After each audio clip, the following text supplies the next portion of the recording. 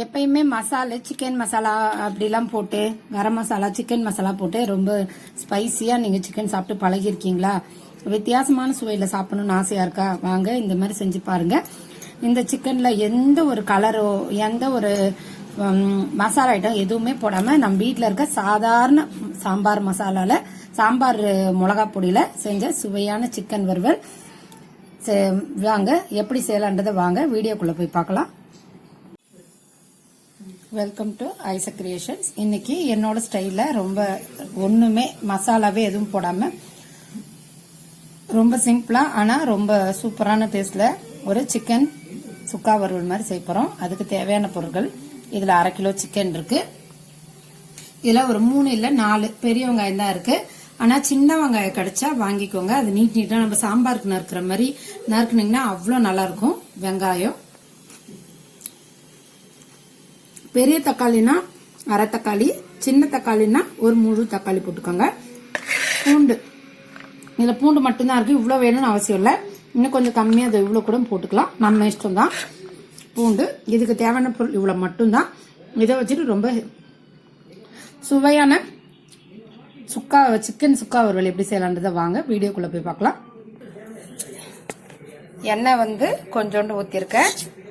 கடுகு வேண்டாம், சிக்கன்றனால ரொம்ப சூடுன்றனால சோம்பு போட்டிருக்கேன். கருவேப்பிலை போட்டுக்காச்சு. இப்போ நம்ம வெங்காயம் போடலாம். சின்ன வெங்காயம்னா ரொம்ப ரொம்ப நல்லா இருக்கும், அதை ட்ரை பண்ணி பாருங்க. எங்கள் வீட்டில் இல்லாதனால தான் பெரிய வெங்காயம் போட்டுக்கிறேன். இந்த பெரிய வெங்காயத்தை நல்லா செவப்பா ஆகிற வரைக்கும் நல்லா வறுத்துக்கலாம். இப்போதான் போட்டிருக்கோம் இல்லையா, கொஞ்சோண்டு உப்பு போட்டோம்னா சீக்கிரம் வெந்துடும். கொஞ்சோண்டு உப்பு,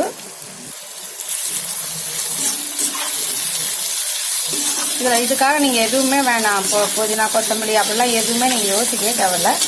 நல்லா வெங்காயம் பூண்டு அவ்வளவுதான். இதை கொஞ்சம் ஹெவியா போடலாம். தக்காளி ஒன்னே ஒண்ணுதான்.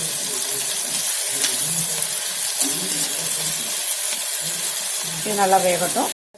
வெங்காயம் எப்படி நல்லா வதங்கிருச்சுன்னு இந்த அளவுக்கு ரொம்ப நல்லா வதங்கணும், அப்பதான் அதோட டேஸ்ட் நல்லா கிடைக்கும். தக்காளி,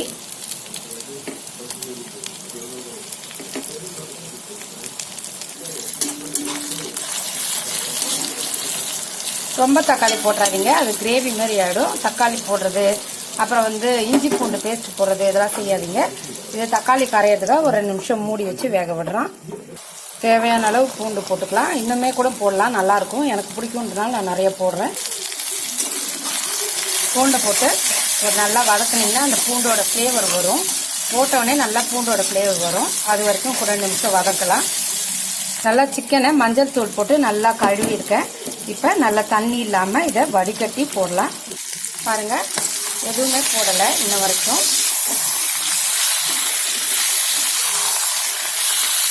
இப்போ இதை நல்லா வதக்கிட்டு, எதுவும் பண்ணக்கூடாது, நல்லா வதக்கிட்டு கொஞ்சோண்டு மஞ்சள் பொடி மட்டும் போட்டுட்டு ஒரு கலரிட்டு அடுப்பை கொஞ்சம் மீடியம் ஃப்ளேமில் வச்சுட்டு மூடி வச்சிடலாம். ஏன்னா இப்போ மிளகா பொடியும் வேற எது போட்டாலும் அதில் இருக்க தண்ணி வெளியில வராது. அதனால இப்போ மூடி வச்சுட்டு கொஞ்ச நேரம் வேக விடலாம். பாருங்க எவ்வளோ தண்ணியா நிக்குதுன்னு. இதுக்கு நடுவில் 2 வாட்டி நான் எடுத்துட்டு 2 வாட்டி கிளறி விட்டேன். ஒரு 5 நிமிஷத்துக்கு ஒரு வாட்டி 5 நிமிஷத்துக்கு ஒரு வாட்டி. நல்லா ஈரமா இருக்கு பார்த்தீங்களா. இதுல வெந்துருச்சு சிக்கன் வேகிறதுக்கு 20 நிமிஷத்துக்கு மேல ஆகாது, வெந்தாச்சு. இங்க பாருங்க, இது குத்தி பார்த்துட்டோமா, வெந்துருச்சு. இப்போ வெந்துருச்சுன்னு அர்த்தம். ஏற்கனவே நம்ம உப்பு போட்டிருக்கோம் வெங்காயத்துல, அதனால டேஸ்ட் பண்ணி பார்த்துட்டு உப்பு போட்டா போதும். தேவையான அளவு மிளகா பொடி, வேற எதுவுமே போடுறது இல்லை. காரம் உங்களுக்கு உங்க இஷ்டத்துக்கு தகுந்த போலதான். இப்போ நம்ம கிளறி விடலாம்.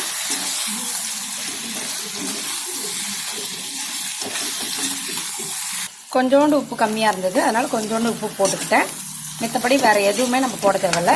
இதை நம்ம ட்ரை பண்றோம், அவ்வளவுதான். இதை ஒரு 5 நிமிஷம் மூடி வச்சு வேக விடலாம். நம்ம செய்ய ஆரம்பிச்சு 5 நிமிஷம் ஆயிடுச்சு, மூடி வச்சு. இப்ப நம்ம கிளறி விடலாம், கொஞ்சம் வேகட்டும். பாருங்க ரெடி ஆயிடுச்சு. நீங்க வெங்காயத்துல தான் இருக்கு டேஸ்ட்.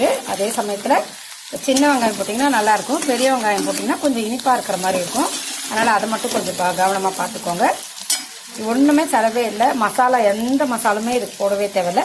மசாலே இல்லைனாலும் அவ்வளோ சூப்பராக இருக்கும். ரச சாதம், சாம்பார் சாதம் அதெல்லாம் வச்சு சாப்பிட்டிங்கன்னா அருமையாக இருக்கும்.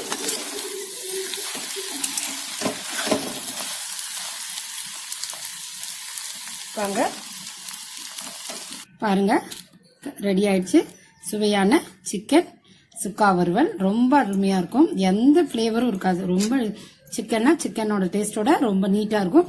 இந்த பூண்டெல்லாம் எடுத்து சாப்பிடும்போது அவ்வளோ அருமையாக இருக்கும். இதை மாதிரி செஞ்சு பாருங்க. பிடிச்சிருந்தா லைக் பண்ணுங்க, ஷேர் பண்ணுங்க, சப்ஸ்கிரைப் பண்ணுங்க. நன்றி, வணக்கம்.